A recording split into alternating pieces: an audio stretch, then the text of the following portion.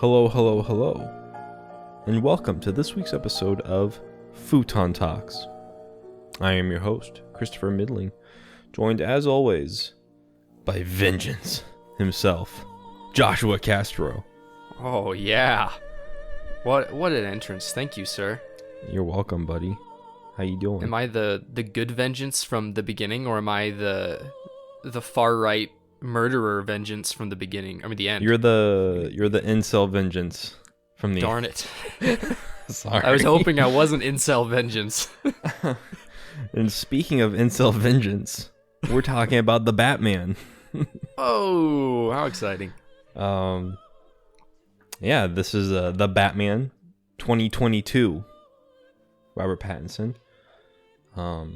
Matt Reeves. This is a long time coming, in a way. We still have 3 other Batman movies to cover, technically. Technically, we have 5, Chris. Yeah. That we're not acknowledging. Yeah, we're just forget Affleck. Doesn't count. Affleck. He doesn't count, okay? You know, it was really funny. I've been on Twitter a lot recently. I think I've mentioned this before, and it's been awful for my health. But people love to put their rankings of stuff on there. Like I've seen a lot of, the FromSoft games. And when this movie came out, there were a ton of Batman rankings.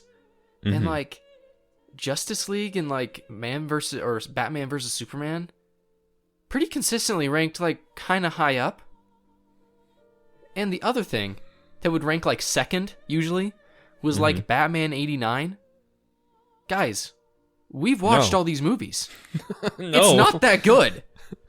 I guarantee you, people who put that movie on the top of their list, they haven't seen it since 89. I guarantee it. And that's a Batman Robin, right? No, Batman 89 is the first with Jack Nicholson. Yes. I am thinking of 90s. Sorry. It's okay. That movie's also awful. But, universally, no one likes that movie. So That's the one thing we all got right. So weird. But I think I wasn't too sure how we were going to do this with doing Pattinson's first. But I kind of like it, because now we can go do the Nolan films with this in mind and see if they stack up. You know? Yeah, I actually watched The Dark Knight right after watching The Batman to do that. Mm-hmm. So I'll probably be talking about The Dark Knight a bit too, but that's very true. But yeah, we should start with 3 words. I very much agree. Do you have them? Yes. Prepared in advance. I may have forgotten. So before this, there was an hour of technical difficulties where Chris's mic wouldn't work. So that was horrible. Yes. But during that time, I did my 3 words. So good job. Thank you for technical difficulties. Just hear that? Tell me. Here they are. Grimy, atmospheric, and natural. Those are my 3 words. Grimy, atmospheric, and natural. What are your 3 words, my friend? So, my first ones were what I want. Those are 3 good words. Those are 3 good words right there. But to be more in line with how we do things, where we just say 3 vague terms. Tense. Yes. Pleasing. And honest. Oh, how interesting. Thanks. I think it's safe to say that we both like this movie. Yeah, I really like this movie. Okay. Does your get an appellation of really? Or super? Sorry? Does your get an appellation or a special modifying word? Or do you just like it, or do you really like it? I really like it.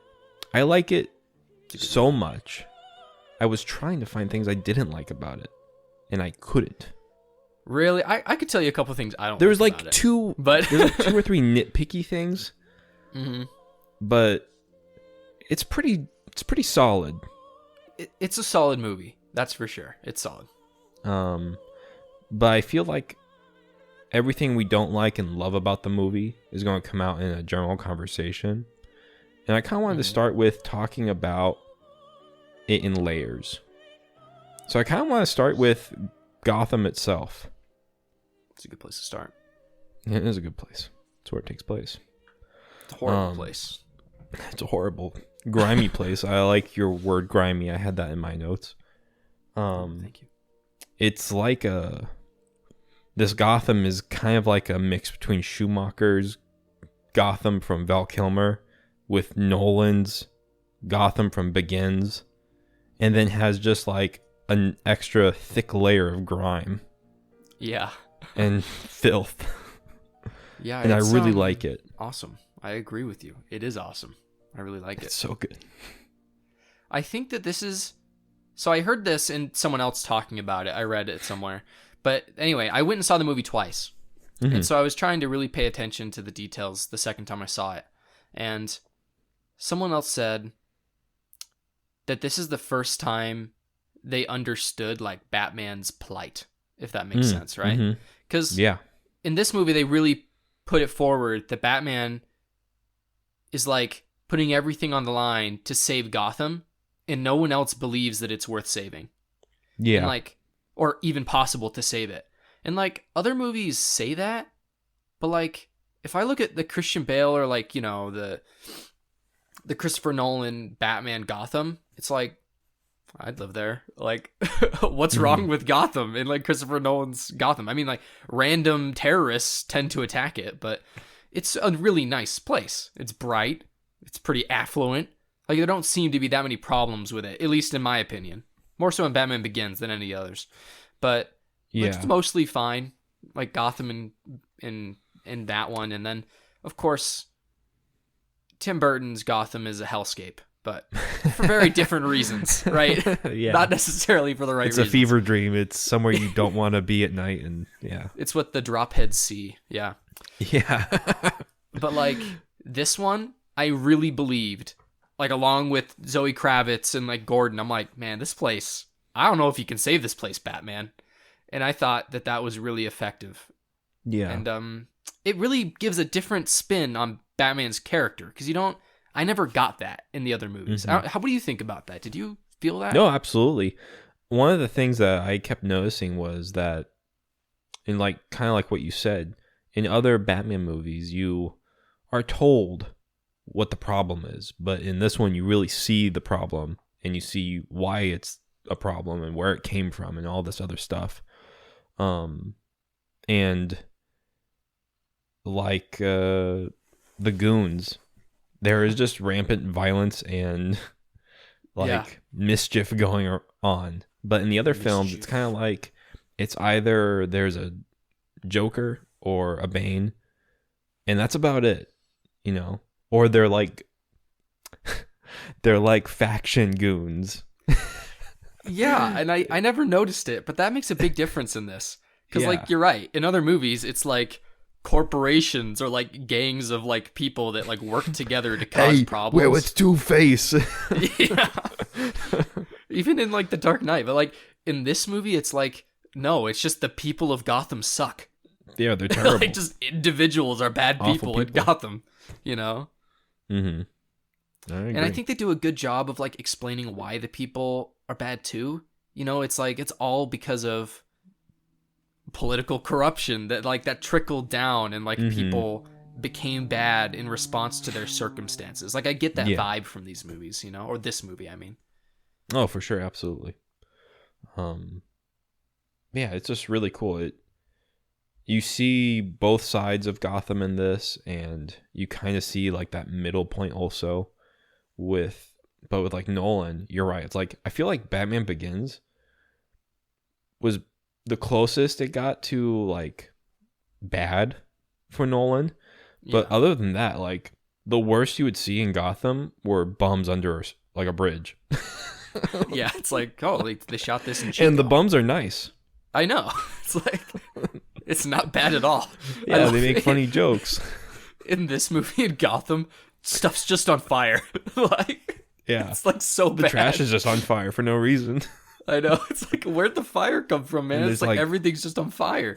tons of buildings that are just abandoned, small businesses. Yes. Which makes so much sense. Like that's what it would be like. You know what I mean? Mm-hmm. Oh, I'm really glad that you felt the same way about Gotham, because I think that was one of the big things that stood out. Mm-hmm. And I know you probably want to talk more about Gotham, but that just reminded me. One thing that really stood out to me too was the music. Oh my gosh, this movie has the best music. Mm-hmm. Even I think like the one song they feature in the beginning when he's like doing his whole fear speech and he's like riding on his motorcycle through like fake Times Square. Mm-hmm. And you just hear the song playing and you're like, man, I really get it. The Bruce. Nirvana song? Yeah. Mm-hmm. But just like, man, I feel like I really get him. I feel like this movie does a good job of that. So I was a little weirded out, speaking of music, that it played twice. What, the song? Yeah. I thought it was effective because it brings forth like the same feelings later. You know what I mean? Yeah, it's like a full circle and everything. But I don't know. I'm finicky with like music that's already like in the real world. It was diegetic, Chris. That's your thing. If it's not diegetic, you just vomit in your mouth. So you should be happy. Yeah, he was playing on his little like CD player. That's right. In the cave. But yeah, I feel like before we get into like main characters, another jumping off point from the city is the criminals. Like Falcone and was it Maloney? And then Penguin, or is it Maloney? I don't even know. Rigatoni. Rigatoni. Cacciatoni.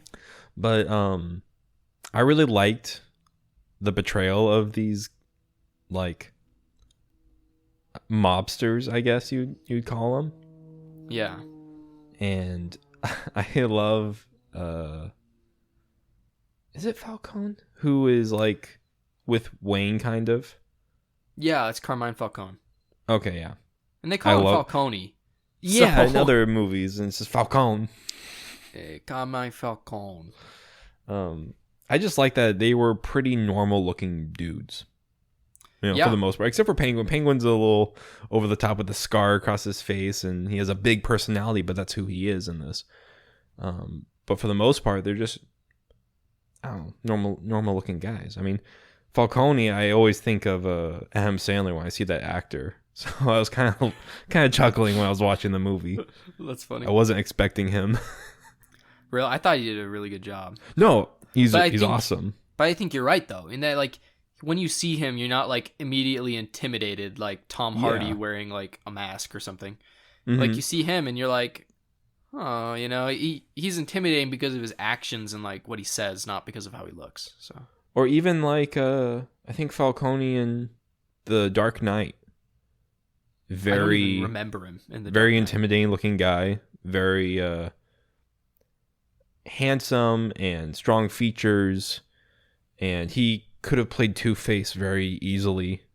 Stuff like that. I don't know if you remember him. I think is he the guy who drops off the balcony and breaks his legs? It might be that guy. It's the guy who Two-Face talks to in the bar and then like crashes the car. I'm pretty sure it's the guy with the legs. But yeah. But yeah, it's just very intimidating. Mm-hmm. But not this one. He has like a pencil mustache and he's older and everything. It's very cool. I like him. And I love the Penguin. Yes. I think Colin Farrell does an incredible job as the Penguin. I sort of miss Dane DeVito, but no. Yeah. Colin Farrell's awesome. He's like, and Danny DeVito is like so incredibly ridiculous. He's from Tim Burton Batman. Yeah. Technically produced by him. Why do they call him Penguin in this? Is it because he is at that bar called the Iceberg or whatever? That's it? I think that's why. And probably because he looks kind of penguin-y. Yeah. I'd rather him be called Penguin because he works at a bar called the Iceberg Lounge than him be called a penguin because he was literally raised by penguins. So it could be worse. Yeah. What did you think of when they like tied his legs together so he like shuffled like a penguin?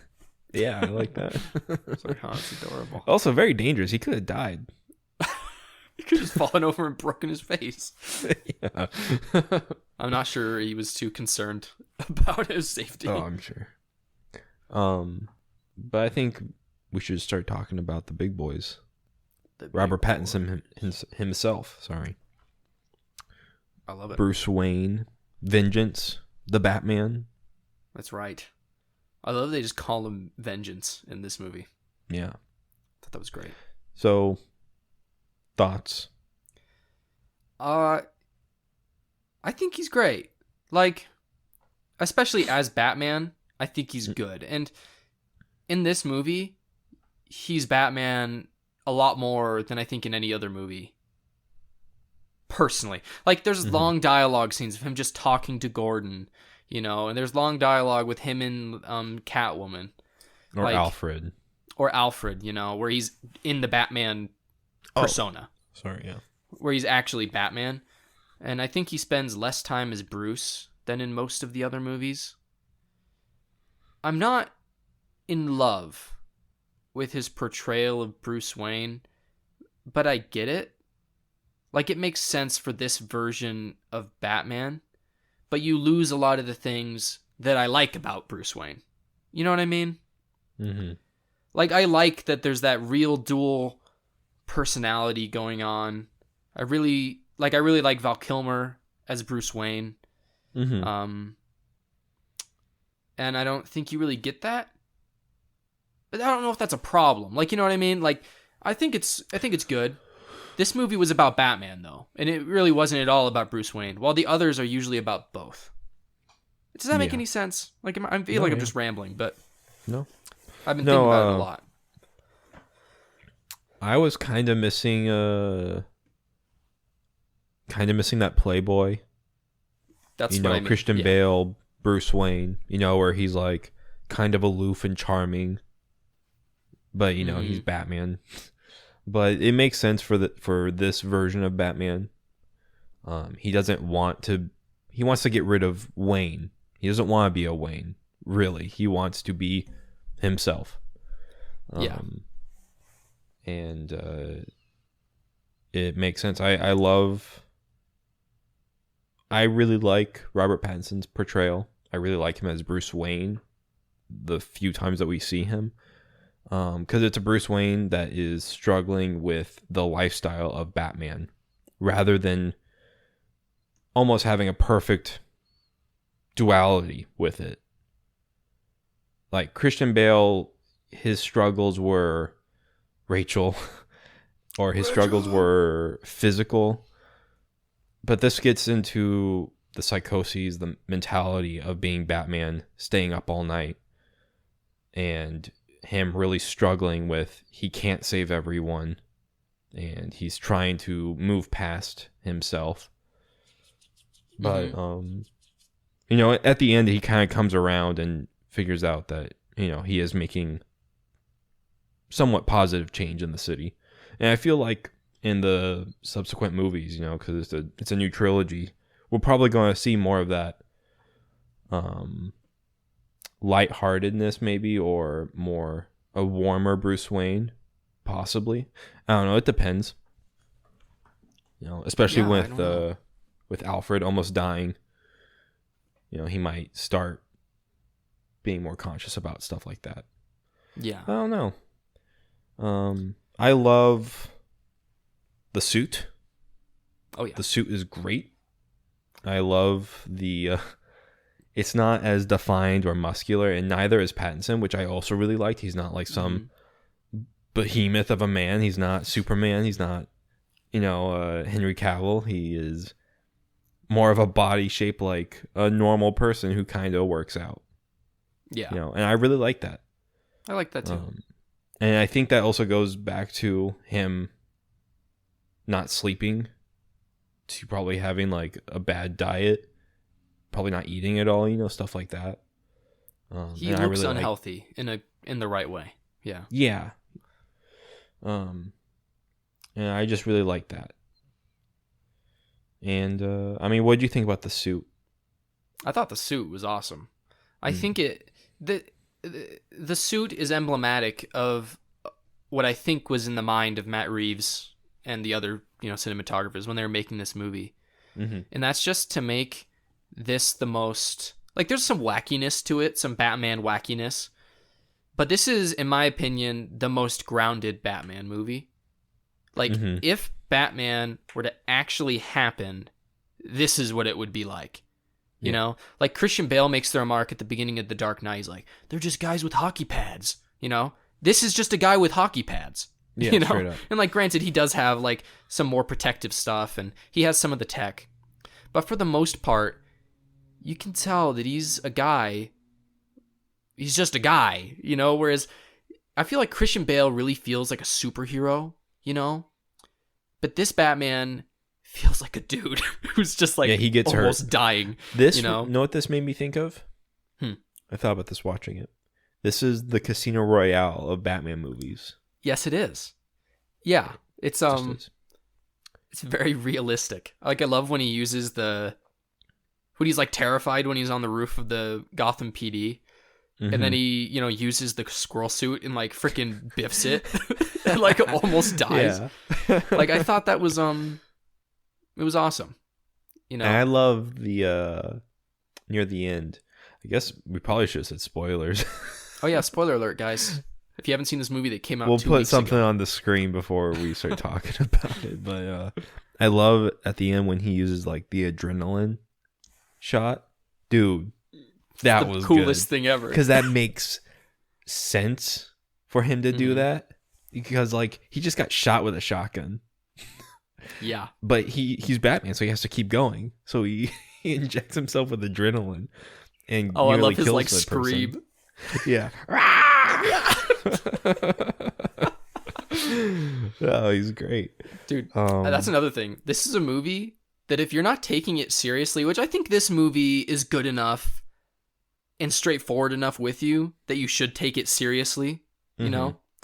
But like, if you're not taking it seriously, there's some pretty funny moments in this movie. Like when he does like the adrenaline scream, when he like turns around at Gordon where he's like, yeah, like, he's gonna punch him in the face. He's gonna kill him. There's a bunch of scenes like that, or like where he says something that's just like super edgy, like in the beginning when he's like, "After 2 years of night, I am a nocturnal animal." It's just like, people in the theater behind me were like laughing and stuff. But one of my favorite lines, I forgot. Like I'm not gonna say it verbatim, but it's when he's talking to Alfred on like Alfred's deathbed. And he's like, "It was Maroni," and then Alfred will say something, and he's like, "It was Falcone."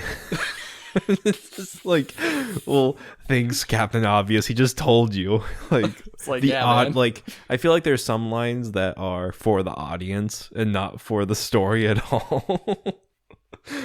Yeah, but yeah, and that's another neat touch with when he says that he's a nocturnal animal. When he's out during the daytime, he's just in like a hoodie, glasses, and a mask. And that was one of those things in, I forgot which Batman comic it was. It might have been year 1, but he makes a point not to wear the bat suit during the daytime. That's interesting. Which I was thinking like, Nolan was wearing it during the daytime all the time.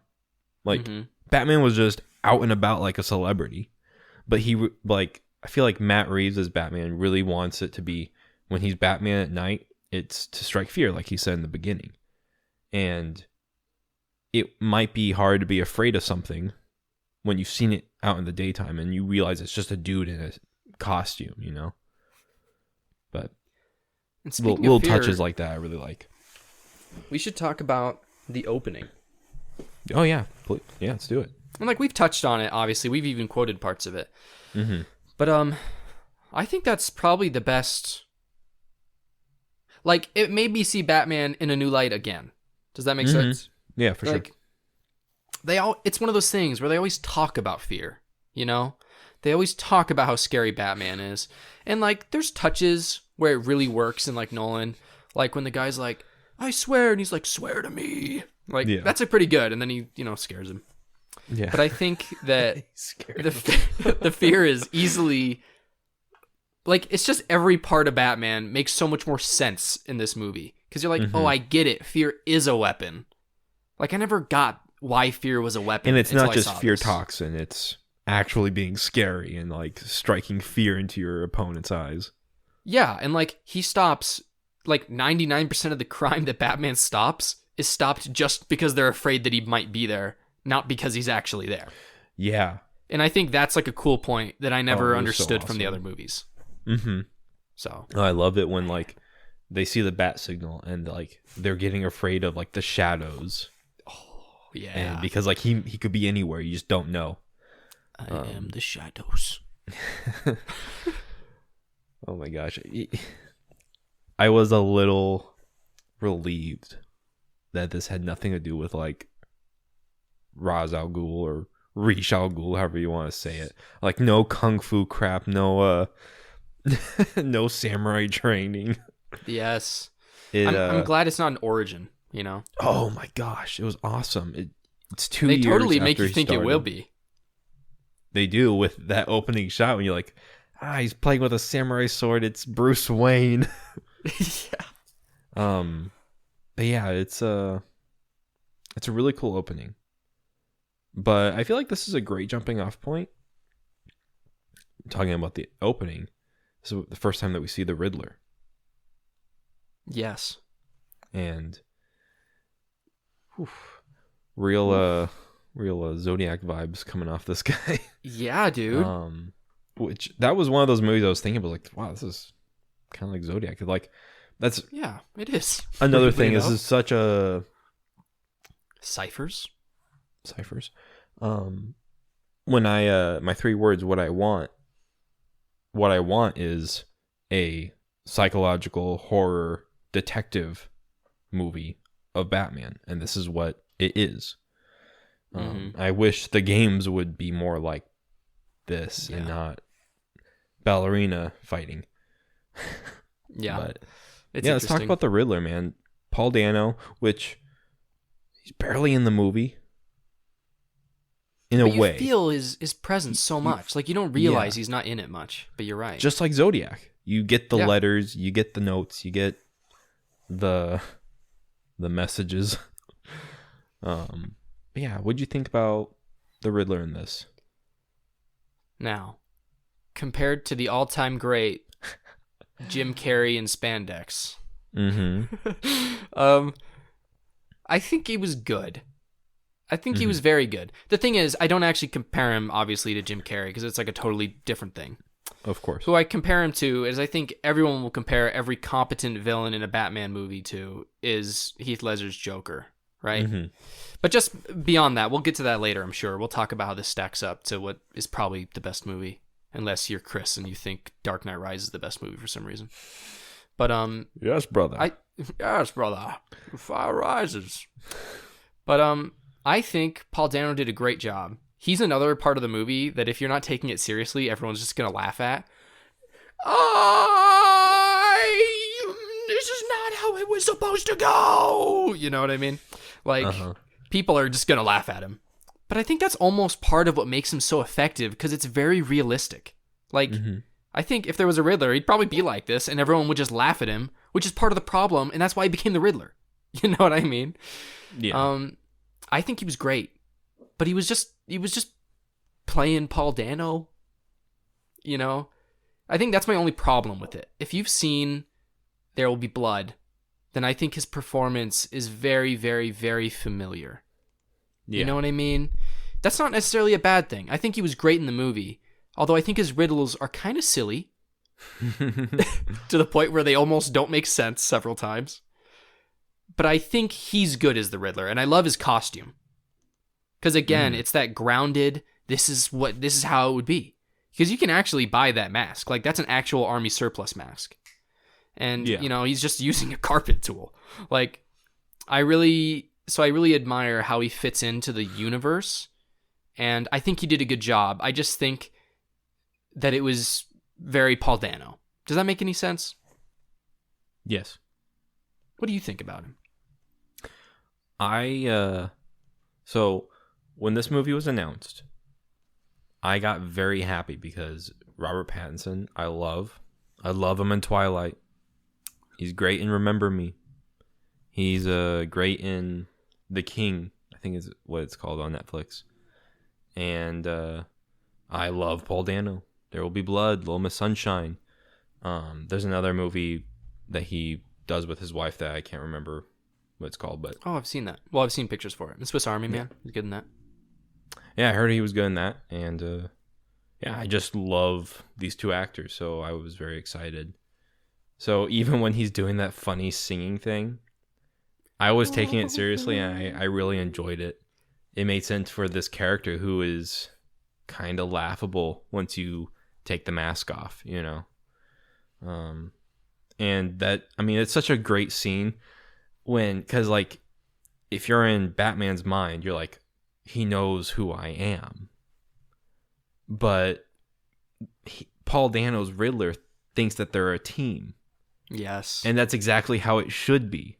Like, the Riddler thinks he's the smartest person in the room, and he wants the next smartest person to be with him. And then, like, when he finds out that Robert hates him, he loses it.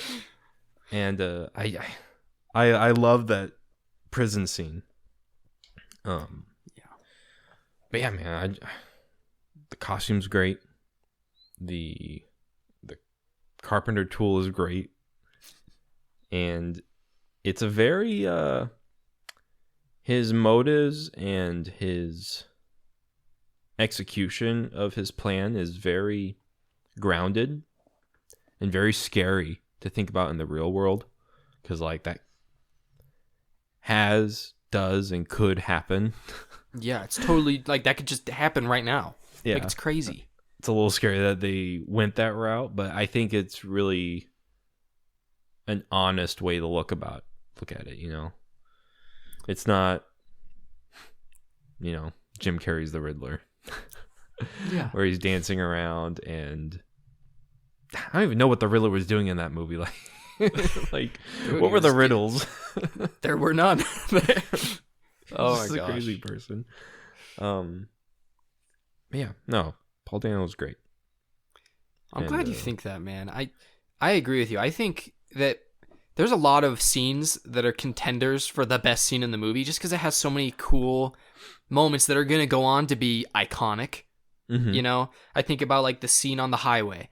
I think about, you know, the scene when he's fighting people when the power's off. I think about any fighting scene, you know, but also I think this prison scene is probably right up there as one of my favorite scenes because it's just so good and so subtle. Like you said, like, you're like, oh no, he knows he's Bruce, you know, because like the whole movie, it wants you to think that he knows he's Bruce. Yeah. You know, but man. Oh, dude, I love that. What a reveal. When you first see Paul Dano's face, the cafe scene, that's so good too. He's like, I was ordering a pumpkin pie or something like that. He gets taken down. Oh, dude, we gotta talk about the cops in this movie too. Speaking of them taking him down. Yeah. I think his name is Ramirez. I love how he like, Bruce Wayne, you know, and he's like so nice to Bruce, but the second he's Batman, he's like, what a freak. He's so mean to him. What are you doing here? Oh, and then he's the reason that anything that they figure out the plan. He's like, it's a tucker. It's a tucker. You know, you tuck the copper with it. Yeah. Oh my gosh. But tell me what you think about just the cops in general. I thought they're good. They're really fast. Oh my gosh. Dude, they're really fast. Batman's grappling up to like the ceiling and they're like beating him to the 7th floor of this police station. That whole scene in the police station is hilarious because there's just a flood of like, how many police officers do they have on every floor? 40 of them. It's like 40 of them. And Batman is just like jogging through. It's hilarious. It was awesome. I love how he just punches Gordon in the face like as hard as he could. Oh, that was like the most. That was another edgelord line where he's like, "You could have at least pulled your punch, Bruce," or Batman. He's like, "I did." Oh, it's great. Oh my gosh. How do you feel about the comedy in this movie? Like the jokes? I think it was. Did they land for you? It landed for me. But more so the second time watching it for some reason. Oh, okay. I don't know. Like I liked him. He's like, "You've got a lot of cats." Like, oh, that was funny. Thumb drive is pretty funny. I thought the Penguin was good comedy when they get him. Yeah. El La.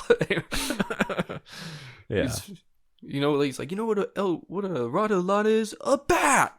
It's funny. Yeah. So, yeah, I thought it was good personally, and it wasn't. I think so too. It wasn't too much. It was nothing like MCU humor. Oh, absolutely not. It was good. No, it was. What do you think? I don't know why the word dynamic comes to mind when thinking about the humor, but it just great chemistry throughout, and it wasn't forced on you. Yeah, and it was really like nice. Normal people cracking like normal joke. people talking. Yeah, it's not even cracking jokes. It just like happened to be funny. Yeah, it's like accidental. He's not trying to be funny. He just was observing. Yeah. And like talking about the chemistry and the comedy, let's go to Selena Kyle. Heck yeah. Zoe Kravitz, is that how you say her name? I don't know. I was saying Zoe Kravitz, but I have no Kravitz? idea. Kravitz seems right to me. Yeah, let's do Kravitz. Tell me what you think about Catwoman. her and Batman. I think she is really good. I think her performance is actually exceptional. It's not too on the nose about the cat stuff. It's believable. Her intentions and like her desires are reasonable and like they make sense. Like she has like a decent plan. Like her whole shtick is to infiltrate the Penguin's lair, lack of a better term, and to find out like when they're going to do their next buy or sell and take the money. Yeah, like it's reasonable, and Yeah. obviously she's looking for her friend Anita. Is that her yeah, name? something like that. Annika. Annika. Yeah. Yeah, I thought she was good. And yeah. What about you? What do you think about her? I super agree. I mean, I like her. Mm-hmm. I think she just has such a silhouette that it really works with Catwoman. And But it doesn't. She doesn't overdo it.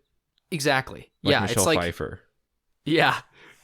It's hell here. No, it's it is. She's awesome, man. Like, and I think that this is the Batman movie that gets the Batman romance the most right. Yeah. We talked absolutely. about this with the other movies, right? Where it's like, how can he like fight with the dualism and then just get everything he wants? Yeah. Like, that's the point, is that he can't let go of Batman, and so he can't get what he wants. You know what I mean? Mm-hmm. And so, I mean, things might change, he might grow, but I thought their chemistry was so on point without them having to say a whole lot. And like, I don't know, they say a lot with their bodies, they say a lot with just their eyes, and yeah, I just think they work so well together. And it was really believable to me. And like you said, her motivation is trying to get back at her dad, and her not being an idiot, and her not being Anne Hathaway or Michelle Pfeiffer. I just think it worked really well. So I thought she was awesome. And I thought I think most of the time all the Catwomen do this, but it's like, yeah, she's working with Batman, but it's her first. Yeah, and she's got her own thing. I really like that. I thought that brought out some good humor, like when she started disobeying against Batman. Yeah. And yeah, it was really cool. And I like that she's not using like a whip, but she's using like chains, so it makes sense that it like really hurts and she's like knocking people out. Mm-hmm. And yeah, I thought she was just a perfect amount of Catwoman and Selena. Yeah. But it's like leaning more on the human Selena side. She wasn't like brought back to life through cats eating her. What's going on in that movie, man? I don't know. It was crazy. Oh my gosh. Yeah. No, she's awesome. She was great. I like when she drinks the milk. It's like, oh, it's nice. Again, who just drinks a glass of milk? My dad and Catwoman. My wife does that. Does she really? Yeah. You have a lot of cats. Two is a lot, you're right. Watch out, dude. Make sure she doesn't get a sewing set and like put some thumb things on her fingers to kill you.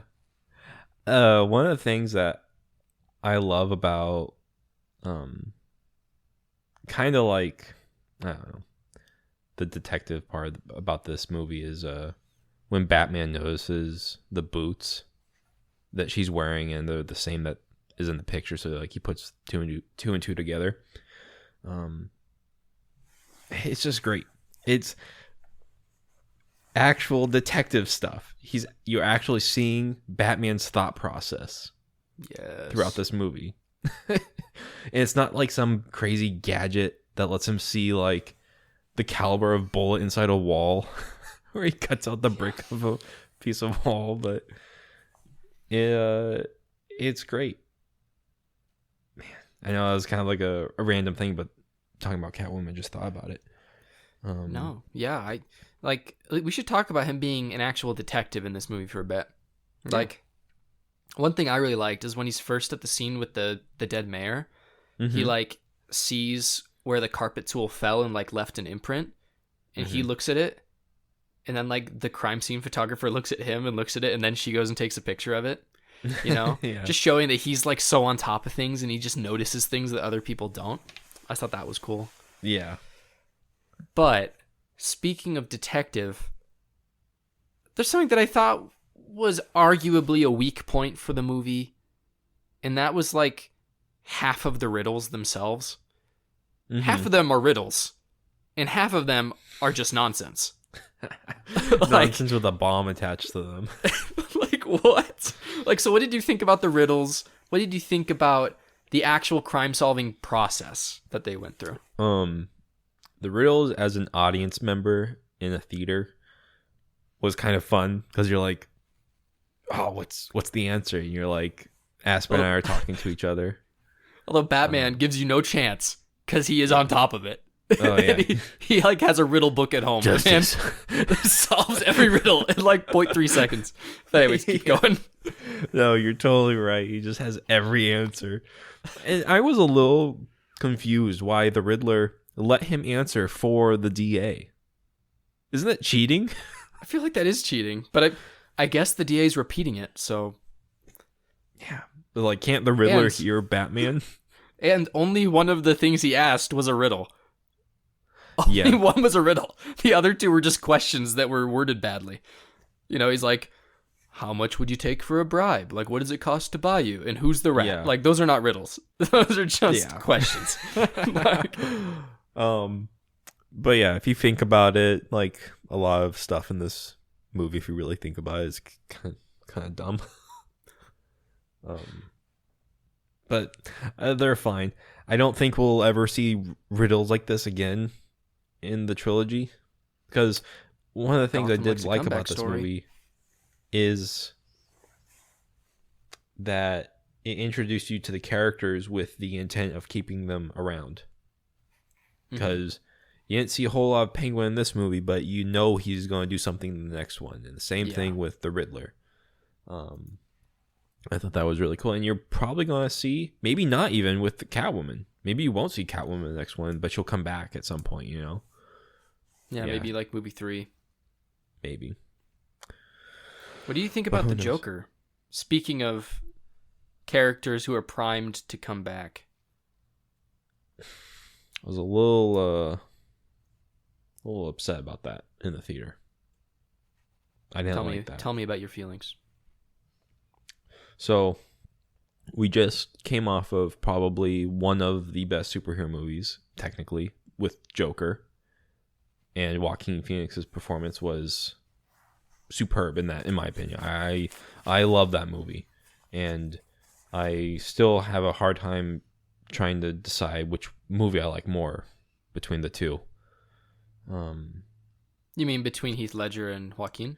No, between the Joker movie and the Batman. Okay. Performance wise, I think I like Joaquin more than Heath, but you know, I haven't seen The Dark Knight in a while.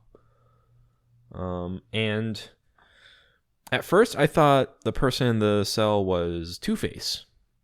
For some, like, it just kind of looked like it. He had like kind of spiky hair, but then I saw who was playing him.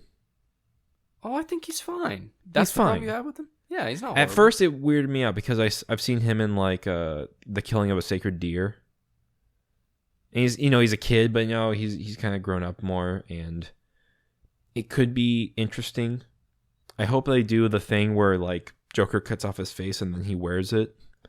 I think that's in The Long Halloween or Killing in the Family or something, or one of those comics I haven't read so long, but I felt it was a little weird, kind of ill-placed. I don't know if we needed that. I don't know if its placement in the movie was right. That seems like a last thing you kind of show, maybe, or a post-credit scene, not 10 minutes before the ending. Yeah. It just was kind of weird. I mean, it might not be the Joker. I'm sure it is because, of course, it was confirmed it was the Joker. Yeah, but it's like, it's interesting. I don't know, it was a little weird. Yeah, like, I get it, but I think they don't need another Joker. Like, I think this would have been fine if it was at the end of the next movie. But I get why they wanted to have it with the Riddler, because it makes sense in a way that they're priming the Riddler for a comeback, But I agree with you. I don't think we need, like, there's so many great Batman villains. Like, we don't need to do the Joker again. Yeah, like, we've only seen Freeze once on the big screen, and it was awful. It was awful. So, like, yeah, you get anybody, really. Even just, and like, I know this is a little spooky, but even an original villain? Like, nope. I'd be happy with an original villain. Nope, but nope. But anyways, or like a totally different version of Scarecrow. I don't know. But I get it. Like, Joker's such a good villain, so like, why wouldn't they want to have a new one? Although I did like his riddle, because the Riddler answers friend as like the answer to his riddle. I think it's like the less of them, the better they are. Yeah. Or the more you need them, or more you want them. But another answer for that is Joker. Because in most card games that I've played, at least, you only want to have one, because you can't use two together. Mm-hmm. And usually there's a big penalty for having a Joker if it's not in a hand, like in Gin Rummy or whatever. Yeah. So I thought that was kind of cool. Yeah, that was cool. It's his name. It's the answer to the riddle. Yeah. So that was cool. And he says, if you're not a hero, you're a clown. And that was very obvious. Like, I wish they just left it at the riddle. But yeah, I don't know. He could be amazing. Everyone thought Heath Ledger was gonna suck, and they were like, "That's true." But Jack Nicholson was the best Joker to ever live. How could anyone ever up the performance? Like, people were turning down the role of the Joker because they were terrified to compete with Jack Nicholson's awful portrayal. So who knows? Maybe Brennan Keegan, or whatever this guy's name is, maybe he'll be a landmark performance. Like, we just don't know. So yeah, it's gonna be interesting. I hope he's great. It's just it was unnecessary for me. I do agree with that, though. I wish they'd waited another movie, and I think it wouldn't have been weird, because that'll be in like 5 years, and it will have been a while since the Joker thing happened. I think it was a bit early. So yeah, just weird. Like, I don't know. It's just like, I get it. This is a trilogy, but let this one breathe. Let this one be its own thing for a bit. I think they already set up the Penguin. You know what I mean? And like, granted, who knows what they're gonna do with the next movie? But for sure. A few more general thoughts. Unless, actually, I guess one more. How do you feel about Gordon? I thought Gordon was great. He comes off as a bit dumb, which I think is a bit of a bummer. He's always like, but how, Batman? Like, you know what I mean? Like, I wish they were, and I get that Batman's the greatest detective, but I do wish that Gordon, like, it would have been fun if he like pointed out something that Batman missed once or twice, to show that they're colleagues in a way. Because Gordon comes off as like, Oh, please go. Just in my mind, it made Gordon seem not smart. He's just always asking Batman questions, kind of like as the audience. Yeah, and he's never getting anything on his own. Like, Batman has to walk him through everything. But I get that for a narrative, like, Batman does have to walk us through some things. Anyway, I don't know if you got that vibe. Other than that, though, I thought his character was great. I thought he looked great. And I thought he had some good moments. So yeah, I think so too. And it's kind of hard to come off of the only substantial Gordon that we've had with Gary Oldman, who's like one of the best actors of all time. He's awesome as Gordon. I love him. So, and that Gordon is like a little more keen in the senses and he's on sharp. top of things. Yeah, he's very sharp. But no, I like this I think that's why I noticed it, actually, now that you say that. Because I watched the Batman, and then watched that one, and then watched the Batman again. Yeah. And he Gordon is like solving his own things totally separate from Batman for like half of the Dark Knight. So maybe his family issues. Yeah, you know, so his crumbling marriage. And his child, who is 10, even though Gary Oldman looks like he's at least 60 in the movie. Yeah. It happens. And then I never saw J.K. Simmons as Gordon yet because I haven't seen Justice League. That's weird. Really? Yeah. I didn't know that he played. Wow. Mm-hmm. Odd. He got Maybe he's super good. ripped for it. He got yoked for that role. Dude, and everyone I think he was only in all in the the movie Batman. for like 10 minutes. Everyone in the Ben Affleck Batman movies are just huge. Like they're all just gigantic. Except for Jesse Eisenberg. Yes, that's the only person. He cannot be buff. Like by contract, any movie he cannot be buff. He's got to be a little guy. Although I think next to everyone in those movies, I would look like a little guy, even if I was as jacked as humanly possible. Oh yeah, dude. Have you seen Henry Cavill? Freaking dude, he's gigantic. He's huge. It's like he's got a car's bumper on his chest. Like he's huge. He seems like a nice guy. Yeah. We should have him on the show. Come on, Henry. Come on, Henry. But yeah, I think before we get into fast ones, I kind of want to have like a general conversation about the movie itself. And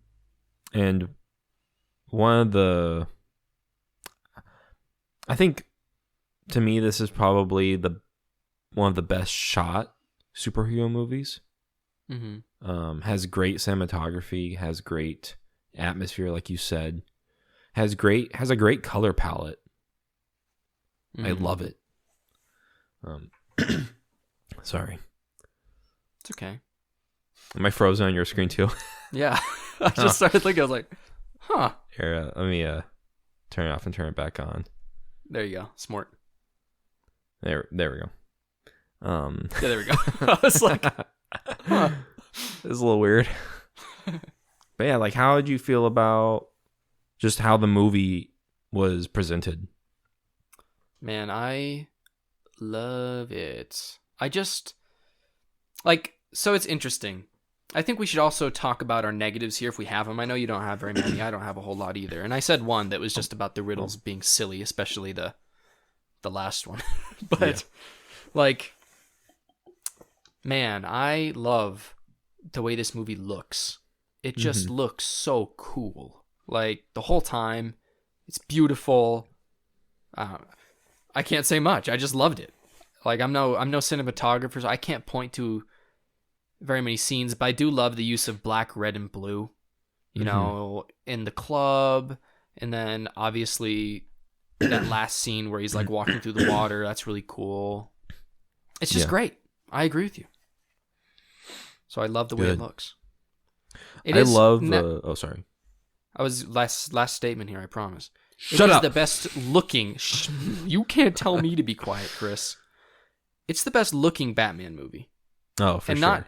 Not just because it's new, but like the Batman costume doesn't look ridiculous. Like we watched Christian Bale's bat head is horrible.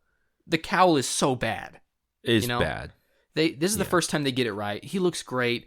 The silhouettes are great.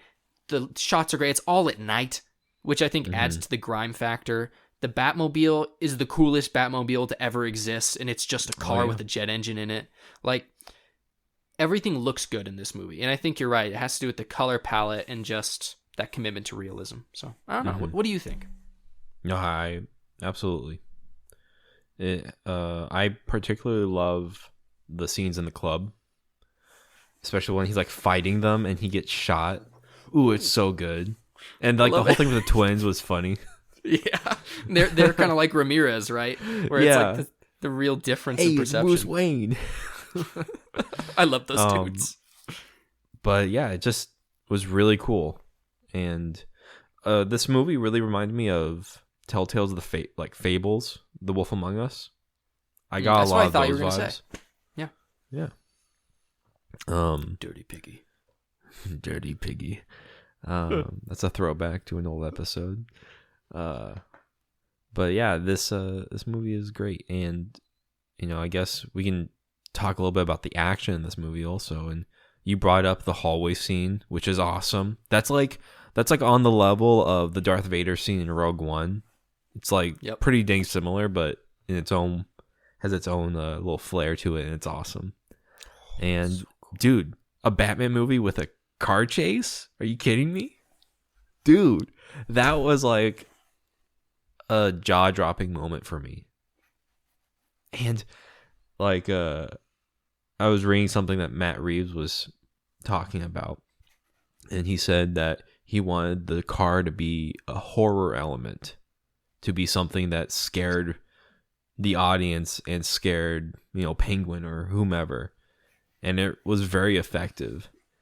And it was very homemade. Bruce supposedly has been making this for like the last 2 years. And it was very cool. It was very cool. It didn't have like rockets or machine guns attached to it. It was just it was nice. Ooh, dude, you felt it for sure. I get shivers when I think about it. It's so good. Especially like right when he like turns it on and you hear the jet engine. Yeah. And everyone's like, the frick is that? And then like the blue behind it lights it up so you see its silhouette, and he like plays chicken, he's like it's so good. It's so cool. I know he wants to chase him, but I think he was also wanting to give Catwoman like a chance to run away. Yeah, and Gordon, because she was right there. Mm-hmm.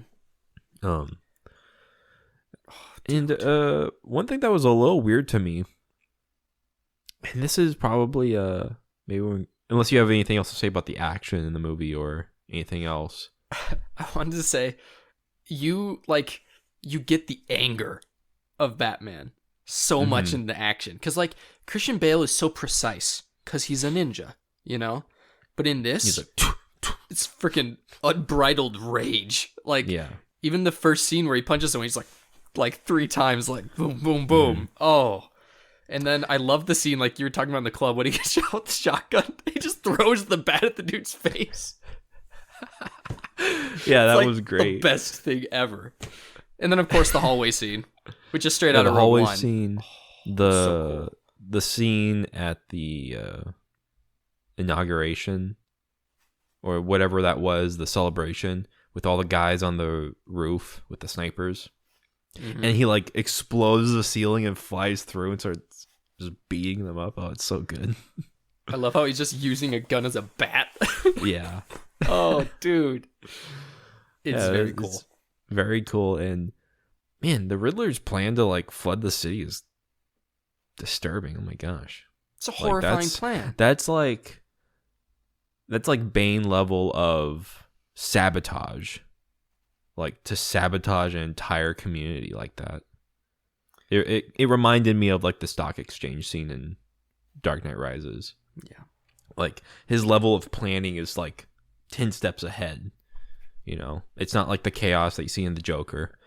But it's calculated. And it's going to be really cool to see that in the sequel with the dynamic between the Joker and the Riddler. Yeah. Hopefully it's not as weird as Two-Face and the Riddler. Dude, but that was the best. Yeah. Dude, that's the other thing. On these rankings of Batman movies, Batman Forever is always like either at the bottom or like right above the bottom. That's abysmal. That's insane. Wrong. That's like factually wrong. Batman Forever is at least better than Returns in '89 and Batman and Robin and it may be better than like Batman Begins. Like, it's a good movie, man. It is really good. Batman Begins is a little tame, a little boring for me. But I haven't seen it in like 2 years, so I could be wrong. Yeah, it could be amazing. But I think it's a good place to get into negatives. Yes. And mine's not too much of a negative to start out with, but they use the F word in the beginning. Right? Yeah. And this is a PG-13 movie. Yeah. Could have gone R. Because the Penguin says, I freaking got you. Mm-hmm. And I don't need things to be rated R to enjoy them, or PG-13. Mm-hmm. But if you're gonna put it, I think like with PG-13 you can only use one. Yeah. Like F-bomb. If you're gonna put it somewhere, put it with the villain, right? Yeah. In a very tense scene. Like, and like, you know me, like personally, I just like have none. But it's like, I thought that too, or I thought it was a weird place for it. Like, you'd think that they would just have the Penguin say it during the car chase. Or just don't say it at all if that's you're what not I mean. going Like, to use it again. Because, like, I wouldn't have noticed that he said friggin' if they hadn't used it earlier. You know what I mean? Yeah. Like, so It it's was like they probably just shouldn't have off-putting. used the F word. I think they're like, hey, it's PG-13, we get to use one, so let's throw it in somewhere. But I thought it was odd. Yeah. I agree with you. I thought that was weird. It's just an odd character to deal with, because at first I think that character is always turns out to be a scumbag of some kind. Yeah. You know, Gordon's partner or whatever, ex-partner. He's always like a bad dude. But in this movie, you don't know that yet. You know, he's just a cop. Mm-hmm. And you have just used It's weird. your word in a very tense scene with the villain. And I thought that was just off-putting. Yeah, me too. Or maybe not off-putting is the right word, but awkward. Odd. Like, is noticeably weird, you know? Yeah. But I think in relation to that, not in relation to, you know, dropping the F-bomb, but in relation to him and, like, thinking that he's a good person at first, I thought they did a really good job of, like, the whole time I thought, or not the whole time, but slowly I realized that everyone was bad even though they looked like they were good. Mm-hmm. And I think that added to the whole aesthetic and idea of Gotham being a truly awful place. Because, like, I assumed that the commissioner was good, and I assumed that the mayor was good, and I assumed that all these people were good. Because they're supposed to be good. You know, and it does a really good job showing you, unmasking the truth, you know what I mean? And, like, even the Waynes, like, where his dad was good, but he also wasn't good. He was a person, you know? Yeah. So I thought that was interesting. He had flaws. But, negatives. I've got to remember what my negative was, darn it, Chris. You've inundated me with the positives that I don't even remember the negatives. I totally forgot that Andy Serkis was Alfred. I think that is a negative. They really... I don't know if they underutilize Alfred, because this movie is fine. Mm-hmm. But, like, he's, like, hardly in this movie. He's serviceable. Like, I don't think Andy Serkis does a bad job. I think he does fine. Not I think distinctly Alfred. I'll say that. He's a butler. Yeah, like, it's hard to follow Michael Caine. You know? Like, Michael Caine was so good as Alfred. Master Bruce. But, like, so Andy Serkis was fine. If anything, I think the hardest role to follow up, other than the Joker, would be Alfred, just because I thought Michael Caine did such a good job. Mm-hmm. But I don't know. What do you think? I feel he was underutilized. I agree with you there. Yeah, I'm trying to think, like... It's weird, because we're going off of Michael Caine's Batman, or Michael Caine's Alfred, and in those movies, he had an entire first movie of a origin story to be there for Bruce the entire time. That's true. You know, he was Bruce's compass, pretty much. And in the beginning of this movie, you feel like their relationship is on edge. You know? Yeah, it's like on the rocks. Like Bruce wants nothing to do with him, and Alfred is like basically at the point of like giving up. Alfred comes off as like a stepdad. Yeah. who's like trying to connect with his son. Bruce is you know like, what I mean? you're not my father. He's like, I'm well aware. I'm well aware. It's just like, okay, guys. You want Alfred and Batman to not agree on everything, but to work together. You know what I mean? And you kind of get that with like the ciphers and stuff, and he's doing his like crossword or whatever, and especially when he's on like his deathbed, which I keep calling it a deathbed. He's not dead. He's actually on his recovery bed. He's on his recovery bed. But like they hold hands, and that's like a really touching scene. Although I thought the line where Batman says, or Bruce says, I realized that I don't want to lose the people I care about. It's like, just say you love him, man. Like, I thought it was kind of weird that he said the people I care about. Yeah. I thought that was just a little anticlimactic. You know what I mean? Uh-huh. I don't know. I thought that was odd. Like, I noticed it both times I saw it. I was like, you can't commit to that, can you, buddy? Like, you don't love Alfred? Like, come on, dude. He's Anyway. not there yet. He's not there yet. Not close. But what else do you have for negatives? So, my big negative, it's not really a negative. It's just like, this movie is very long. Very long. And I think, number one, I think it's a lot better on the second watch, personally, because you understand what's happening with renewal. I just think it's easy to get lost in what's going on if you're not like paying like really good attention. And so I think that you really notice how long it is. Like when the Riddler gets caught, that's like halfway through the movie. You know, and the first time you're watching it, you don't really get that there's going to be another hour of movie after that. Because this movie's about 3 hours. So it's like 2 hours in, the Riddler gets caught. And you really kind of get the feeling from everything that's going on that that's the end of the movie. You know, and then it doesn't end. Right? Yeah. And it's even more like it's going to end because you have that hallway fight scene. Zoe Kravitz gets to see Falcone die. You know, like she gets her catharsis. And so like all of these things happen where it really feels like it's going to end about 2 hours in. And then the movie just keeps going. But it's okay if you like understand everything. But like from a first watch, if you're not paying a ton of attention, I just feel it's a bit long. Like I feel like they could have trimmed a bit somewhere, but it's like every part's important. So it's not like a huge negative. It's just there's weird pacing. Because it really feels like this movie should end 2 hours in. And it just doesn't. It just keeps going. You know what I mean? Yeah. And I thought the thing where he like leaps on the electrocution wire was weird. Like, couldn't they just had the kid like fall in the water and have him jump in the water? You know, the kid he always looks at because his dad died. Yeah. I feel like that would have made more sense. Or something. I just thought it was weird. Yeah. Where it's like, what are you jumping on this wire and like cutting it with a metal knife? I mean, I guess you're wearing like a rubber suit, but like, it's just odd. You know what I mean? I thought it was weird. But it's not horrible. It's just a little odd.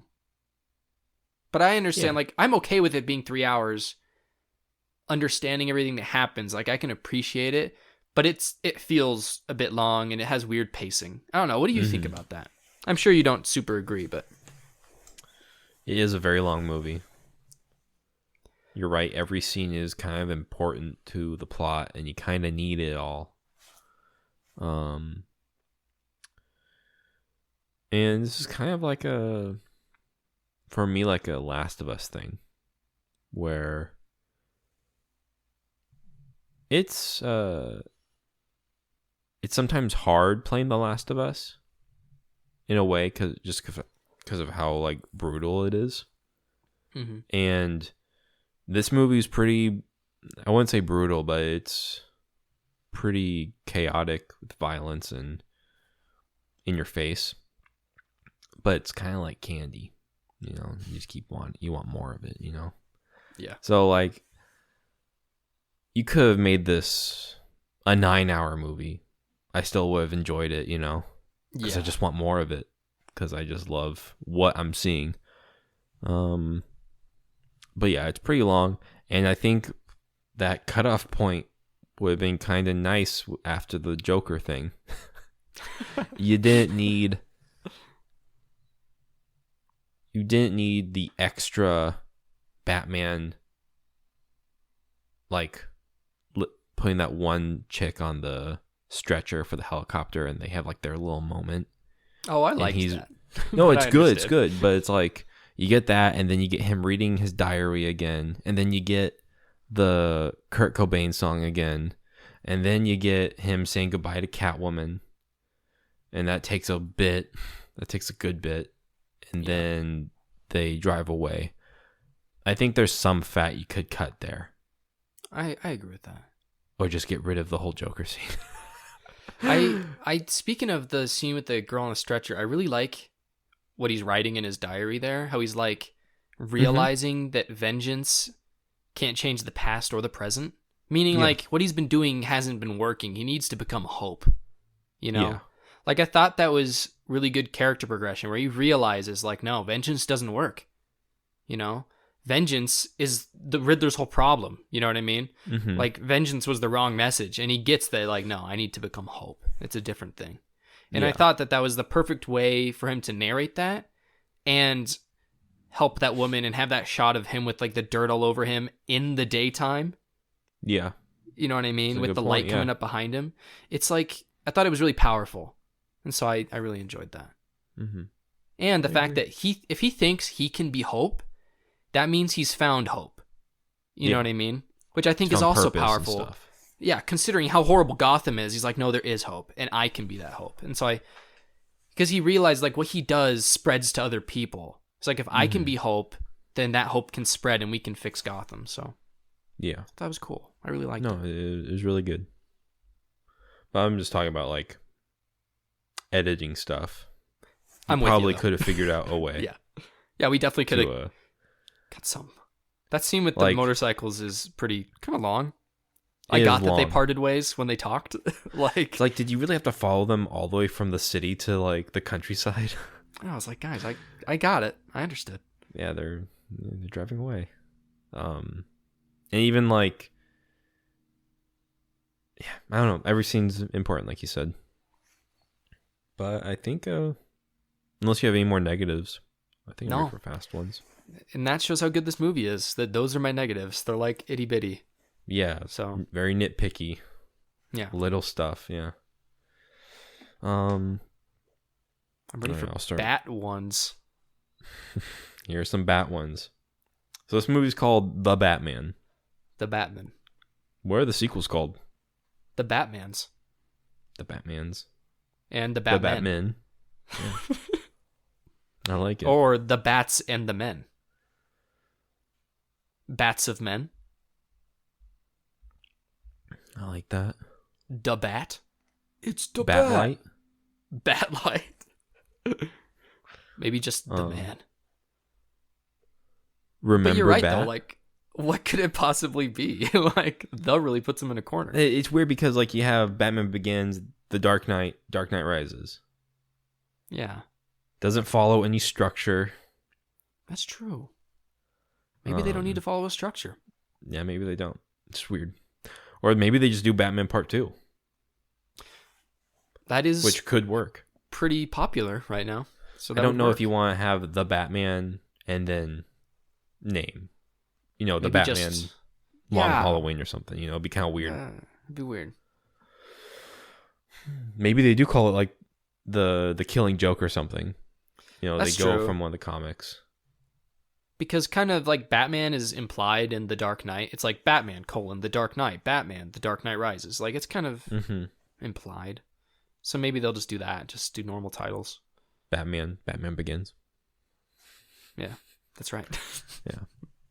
I don't know. I was thinking about that. Like, it's going to be interesting to see what they do and how they do it. Yeah. Do you have any predictions for the trilogy? Like, how's this going to go? Dude, I have none. Like, honestly, I have none. I mean, the Joker's going to be involved, obviously. Not that I want him to be. You don't want the Riddler to be involved? No, the Joker. I don't want him to be. The Joker, sorry. Not, like, right now, at least. I almost don't want to think about it because I don't want to, like, spoil it for myself. Like, that's how much I enjoyed this movie is that, like, I want to know nothing. Yeah. And although I wouldn't want Mr. Freeze just because he's bad. Silly. A little silly for me. But I don't know. Like I said, personally, I want them to just come up with like maybe an original villain As long as they stay away from ninjas, I'm happy. Dude, That's I want the life size, like the human size bat. The man bat. I want that. Yes, that should be the villain. Or put like Mad Hatter in it. There we go. Johnny Depp. Perfect. There you go.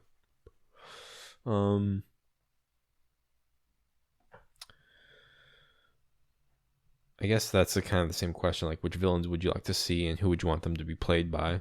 Nicolas Cage has like openly said he wants to be in the next movie. Who would Nicolas Cage be? He's very crazy. He does a really good. Well, he does an Italian accent. He was supposed to be Scarecrow in the next Clooney film. That's true. He could do Scarecrow. I mean, it'd be interesting because it'd be so different from Cillian Murphy. Yeah. Like I said, I honestly, like, I'm not as familiar with Batman villains, which is weird since I've seen, 9 movies now. Mm-hmm. But I really like, I really like the Riddler in this, and I like the Joker a lot. and I like the Penguin. Like, those are probably my top 3 Batman villains. So what I personally would like is just Colin Farrell to be the big bad and have something happen with the Penguin. But I don't know. That would be cool. But yeah, I don't know. Just no ninjas.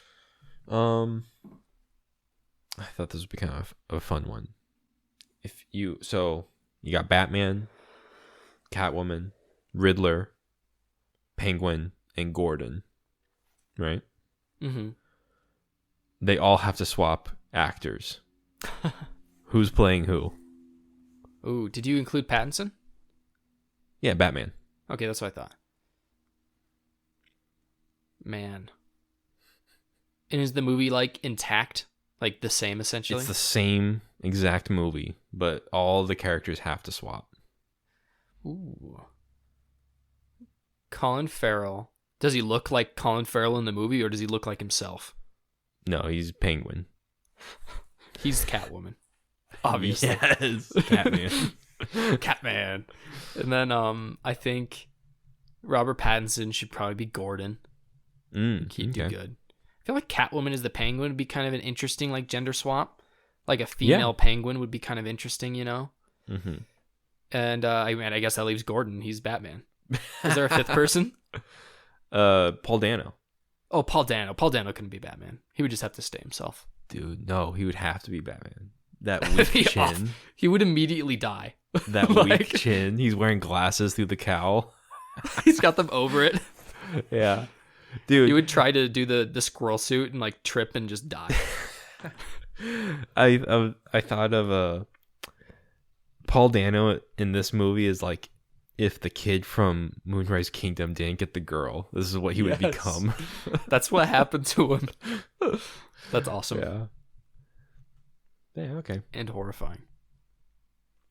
What are your fast ones? Well, I've got some for you. Give them to me. I'm Vengeance, or I'm Batman. I'm Vengeance. That's right. Would you rather fight an adrenaline-fueled Robert Pattinson or be caught in Gotham traffic? And now you got to remember that Gotham traffic, what that involves is crazy jet-powered car Batman chasing thugs throughout the city, busting through giant cinder blocks and blowing up cars. So pretty dangerous. I have to go with Batman. That's interesting. That's as close as greatness as I'm gonna get. There you go. It'd be a very scary way to go. Just imagine the screams. But I won't go. He won't kill me. Oh, he'll be stopped. Flatten your face like that one guy. Yeah, the guy's face his nose is flattened, man. That's great. Poor guy. Tell me, I want you to rank the living situations of each Gotham. Okay. So what it would actually be like to live in the Gotham of Burton, of Nolan, of who I guess Schumacher did do Robin. It's close enough. Schumacher to Tim Burton. is Burton, yeah. Yeah, so the Burton, three, Nolan, or this one, Reeves. I mean, the best place to live is in Nolan's Batman. because you're going to be a billionaire probably. You're probably going to have like servants. That's what I dream of. You're driving Lamborghinis all over the place. You know, everything's free. Everything's free. I like that you're actually just Bruce Wayne in this world. Yeah, I mean, everyone is Bruce Wayne in that movie. That's right. Even the homeless people get his clothes half the time. He just leaves them around. And you got like ninjas everywhere. It's pretty cool. Yeah, I guess the real question is like, would you rather live in the realistically horrible city of Gotham in Reeves's version, or the nightmare that is Tim Burton's? Yeah, dude, Tim Burton's Gotham does not make sense structurally. Like from a city standpoint, the buildings don't make sense. The architecture doesn't make sense. Roads don't finish. Like there's like just end to certain roads. And it just like drops off 1,000 feet into like icebergs. Oh yes, I'd rather live in Matt Reeves' Gotham. As horrible of a place as it is, I'm not going into Schumacher's horrible nightmare. It's like, I'm with you. It's like, yeah. Why would you rather live in Yarnum or would you rather live in New York City? Like that's what you're asking me. It's like.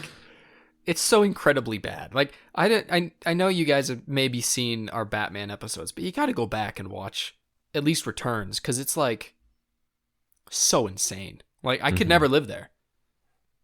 Half the time you're just waiting to be like assaulted by a clown that comes out of a giant gift wrapped present, or assaulted by hockey players, or guys with a diamond. With a diamond. Or you like walk down the wrong aisle, like, or alley, and there's just a bunch of goons with paint on them, wearing like headdresses and black lights, and they assault you there. You're just getting assaulted wherever you go. Doesn't matter what you're doing. Also, there's rampant street races using dirt bikes. It's a terrifying place to live. That's a good answer, Chris.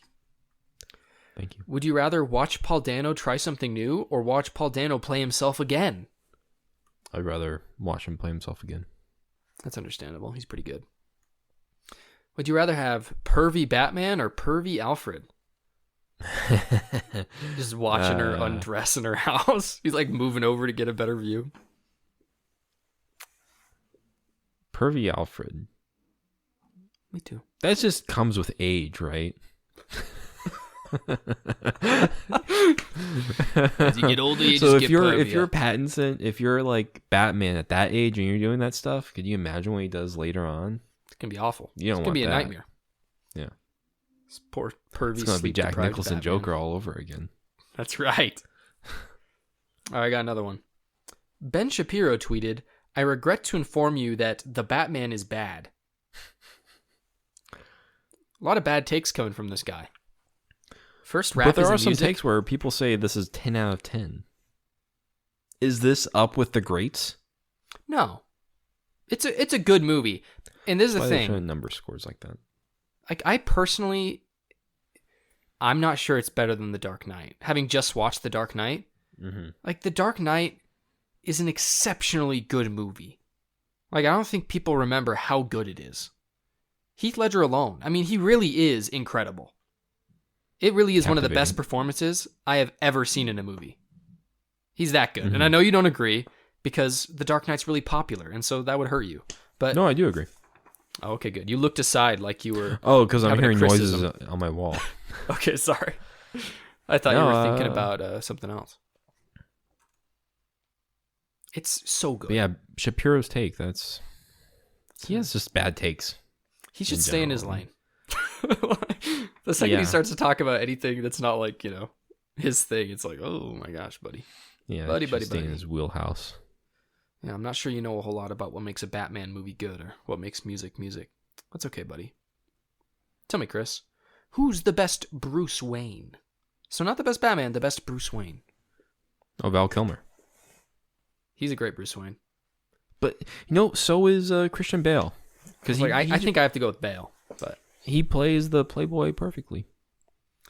And he's so good at being fake aloof. Like, I love when he sees that a cop or somebody's gonna get hit by a car, and so it like speeds in front of him with his Lamborghini. So he gets hit, but he pretends like he didn't even notice that they were like gonna get hit. Like he was just trying to beat the light. Yeah. Yeah, exactly. Like I thought that was like that's a really good scene. It's like, oh man, he's so good at pretending. You know what I mean? So I really I think Christian Bale is probably the best Bruce Wayne. Or I remember a pretty vital scene in Begins where he crashes his own party. And he's like, I love all your guys' money that you're giving me. Or like, I know you guys want me just for my money, just to just get out. Even though he's just playing it up to actually get them out. But he's playing so Bruce very well. Yeah. But yeah, either Val or Bale. Very good. But two. Very different takes on Wayne. And yeah, because Val is I like really a good like guy, you know? I really like the damaged edgelord of Pattinson. I understand. I am partial to Robert Pattinson. So yeah, me too. I think there's mostly all good Waynes except for Clooney and maybe even Keaton to some degree. Keaton is like a bumbling like a fool. He's like too far. Like even Batman is Bruce Wayne. Yeah. He's pretty funny. I love when he's with Selena Kyle and he like can't control himself as Bruce and as Batman. Uh-huh. But this will play into your desires. Who's the best Batman? 1, 2, 3. Robert Pattinson. Yeah, Pattinson. Easy, 100%. baby. He's awesome. He's just so good in the role. We've talked about this one a bunch. All right, I got another one for you. Have your ears blown out by the new Batmobile or be shot by Affleck's rubber bullet turret? Oh my gosh. The rubber bullet turret. That's a good answer. That definitely doesn't kill anybody. So yeah. No, it doesn't kill anybody. What's your favorite action moment? I think we've kind of covered this. But I said that mine was either when he throws the bat at the guy as he's shooting him or the hallway scene. Do you have anything to add to that?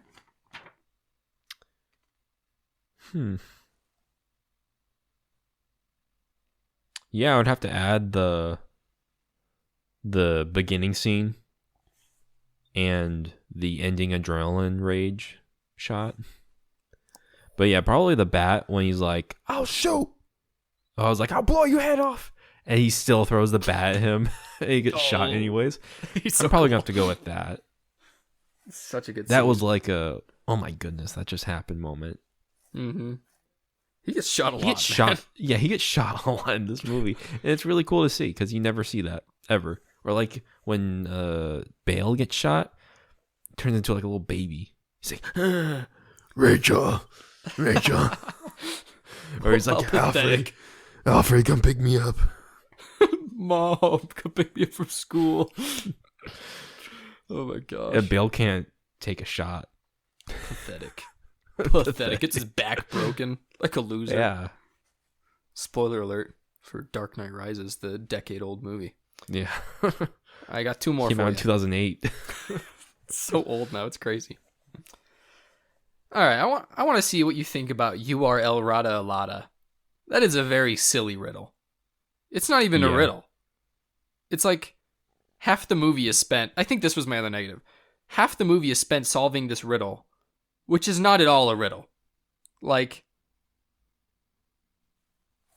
you know? Like, were you baffled by this? Like, so URL Rada Alada, the whole thing is that he has to realize that Rada Alada should have law in front of it.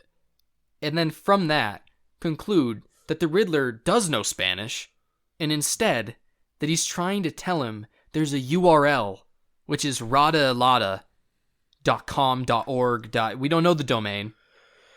And then when he goes there, it's not actually the answer.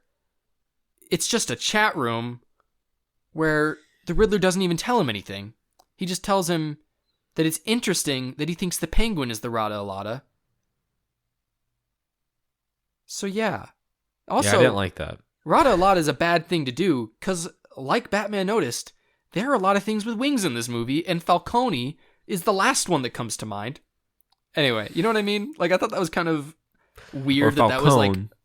yeah, Falcone. It's like a pin... Like, it's the plot point upon which everything revolves. Pretty much. It's like the whole third act. And so it's like...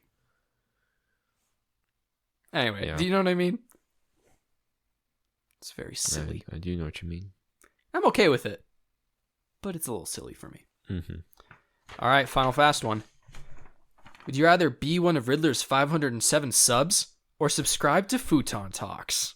Futon Talks, baby. That's right. Don't be a murderer. Don't be those guys. Also, don't let him surpass us. We only have 70. 72. 72? That's right. Come on, guys, though. Come on. You got to tell your friends about us. Don't let us have less subscribers than a murderer. Mm-hmm. It's sad, you know? Like, come on. Yeah. You know what? This just came to mind. I'm sorry. This has nothing to do with what we're talking about. But how are we supposed to care about Alfred getting blown up if we barely get to see him in the movie? Thank you. Like, we cohesively understand that Alfred is an important person in Batman's life. In other Batmans. Yeah. But in this, it's been pretty negative or contentious or cold. It's very cold. Why would we care? I mean, I guess we get to see Pattinson obviously cares. You know, I love that scene where you're hearing the car and he's like screaming in the car, but you can't hear him. Very good. It's a very good touch. But I'm glad you mentioned the whole bomb scene was just like, I'm with you. Is he dead? Nope. No. He survived somehow. I hope he dies in one of the next ones. Like, I hope they get a better relationship. I hope he dies. Sorry, Andy. He gets the Leia treatment. Yes. Hopefully Andy Serkis doesn't die. Andy, don't do it. But I hope they like get close in the second one, and then he dies. Like the third one. He should probably die in the second one. Yeah. Right. Joker and then he's on his own in the third. Hello. Joker actually. Do you think they're gonna add like? Nah, I won't even bring it up because no, they won't. I was thinking of like Robin or Nightwing. They're not gonna do that. That'd be lame. That'd be really weird. That'd be more like Batman having a roommate than like a person that he takes care of. You know. I couldn't see this Batman being nurturing enough to take somebody under their wing. Yeah. He would forget to feed them. They would just die. You're right. They get lost in his gothic manor, which apparently is inside of a skyscraper. Dude, what if he takes that kid, the orphan kid, and like just starts training him at this age? Amazing. The kid would be dead from not sleeping. You're not allowed to sleep. You have to keep track in a diary. You have to be a nocturnal animal. Wow, that was beautiful. Yeah, I think that's it for our show. It's a good episode. Yeah, it is. If you've gotten this far, thank you for listening. And hopefully you subscribed and commented already. You know, be a little better. You know, think of yourself more highly. Think of yourself as a better person. Not as vengeance, but as someone who will bring hope to people's lives. Like ours. And, I don't know, just be a better person. Be the better person. Be the person who actually comments. Don't be the freeloader. Thank you for your sign language. I was encouraging them with visuals. Yeah. It was good. But yeah, thank you, Josh. Thank you, me. And we'll see you on the next one. Adios, amigos. Bye-bye. Into the great night they go. Yeah. To be nocturnal animals. I wasn't recording that whole time. Oh no.